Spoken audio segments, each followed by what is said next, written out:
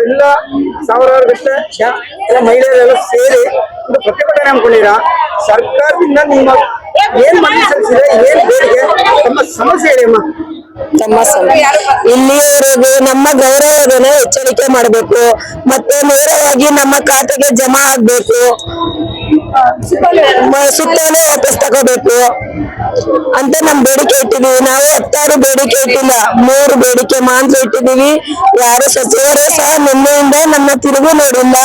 ಅದೇ ಒಂದು ಶಾಸಕರು ನಮ್ಮ ಜಿಲ್ಲೆಗೆ ಅಥವಾ ತಾಲೂಕಿಗೆ ಬರ್ತಾ ಇದ್ದಾರೆ ಅಂದ್ರೆ ಮಹಿಳೆಯರನ್ನು ಒಗ್ಗೂಡಿಸೋಕೆ ನಮ್ಮೆಲ್ಲರೂ ನಮ್ಮಿಂದ ಕೆಲಸ ಮಾಡುತ್ತಿರುವ MBKLCRP ಕೃಷಿ ಸಖಿ ಪಶು ಸಖಿ ಸಹಾಯ ಬೇಕು. ನಮ್ಮ ಬೇಡಿಕೆ ಈಡೇರಿಸುವುದಕ್ಕೆ ಇನ್ನ ಯಾವ ಶಾಸಕರಿಗೂ ನಮ್ಮ ಕೂಗು ಅವರಿಗೆ ಇನ್ನೂ ಕೇಳಿಸಿಲ್ಲ, ಮುಟ್ಟಿಲ್ಲ. 3 ಬೇಡಿಕೆ ಇಟ್ಟಿದೀವಿ. ನೇರವಾಗಿ ನಮ್ಮ ಖಾತೆಗೆ ನಮ್ಮ ಖಾತೆಗೆ ಹಣ ಜಮಾವಾಗಬೇಕು. ನಮಗೆ ಗೌರವಧನ ಅತಿ ಕಡಿಮೆ ಇದೆ, ಕೇವಲ 5,000 ಗೌರವಧನ ಇದೆ. ನಮ್ಗೆ 20,000 ಗೌರವಧನ ಎಚ್ಚರಿಕೆ ಮಾಡಬೇಕು ಅಂತ ಕೇಳಿದೀವಿ. ಮತ್ತೆ ಸುತ್ತಲೆಯನ್ನ ವಾಪಸ್ ತಗೋಬೇಕು. ನಾವು ಸ್ವಸಹಾಯ ಸಂಘದಲ್ಲಿ ಎಷ್ಟು ಸಂಘಗಳ ಆಧಾರದ ಮೇಲೆ ಗೌರವಧನ ಕೊಟ್ಟಿದ್ದಾರೆ ಅದನ್ನ ವಾಪಸ್ ತೆಗೆದುಕೊಳ್ಬೇಕು ಅಂತ ನಾವು ಮನವಿ, ಸಮಾನ ವೇತನ ಕೊಡಬೇಕು ಅಂತ ನಾವು ಬೇಡಿಕೆ ಇಟ್ಟಿದ್ದೀವಿ. ಸುಪ್ರೀಂ ಕೋರ್ಟ್ ಇಂದ ಆರ್ಡರ್ ಇದೆ, 8 ಅವರ್ ಕೆಲಸ ಮಾಡಿದ್ರೆ 27,000 ರೂಪಾಯಿ ಸಂಬಳ ಇದೆ ಅಂತ ಸುಪ್ರೀಂ ಕೋರ್ಟ್ ಇಂದ ಆರ್ಡರ್ ಇದೆ. ಅದು ನಿಮಗೆ ಆರ್ಡರ್ ಇಲ್ಲ ಸರ್, ಸಲ್ಲಿಸಿಲ್ಲ. ನಮಗೆ 10 ರಿಂದ 5 ನಿಗದಿತ ಸಮಯವಿಲ್ಲ.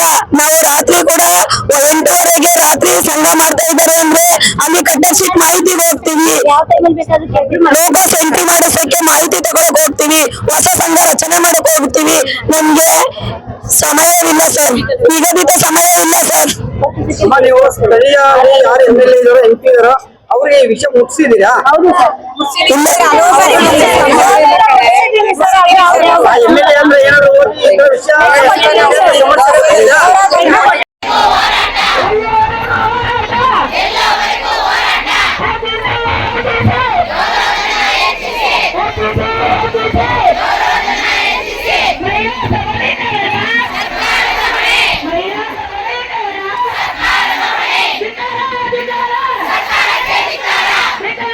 ಹೋಗಮ್ಮ ಹೋಗ.